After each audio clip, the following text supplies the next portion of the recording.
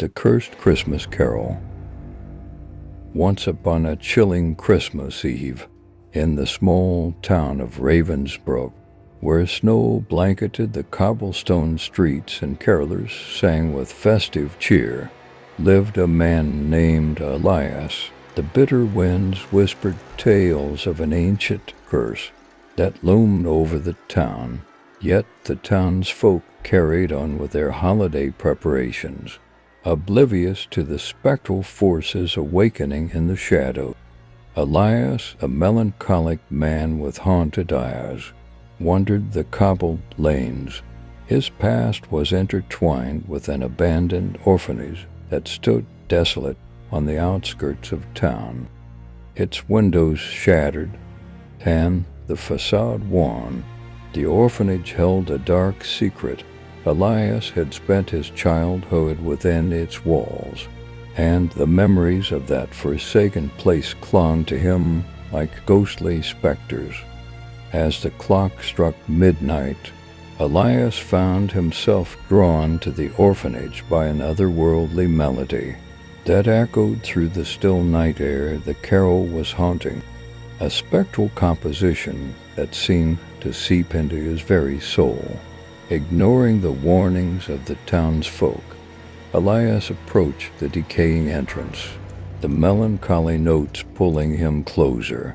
Inside, the orphanage exhaled the cold breath of forgotten spirits.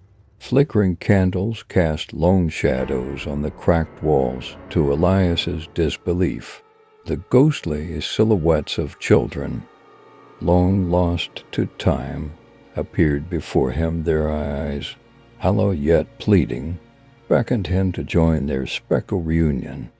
In the center of the dilapidated hall stood a skeletal Christmas tree adorned with spectral ornaments. Each ornament told the tragic tale of an orphan's untimely demise. The wind carried their whispers, and Elias, caught in a spectral trance, couldn't escape the tales of sorrow and abandonment. Elias, now a child again in the eyes of the ghosts, relived the memories of his past, the cruel matron, the bitter cold nights, and the echoes of the orphan's cries haunted him. The spectral children circled him, their touch sending chills through his very essence. In this ethereal realm, time was fluid, and Elias was trapped in the vortex of his own history. A ghostly figure materialized in the shadows. The matron of the orphanage, her face eternally twisted in a malevolent scowl. She revealed the curse that bound them all, a curse born of cruelty and injustice. To break it, Elias had to confront the sins of his past and find redemption in the heart of the Christmas spirit.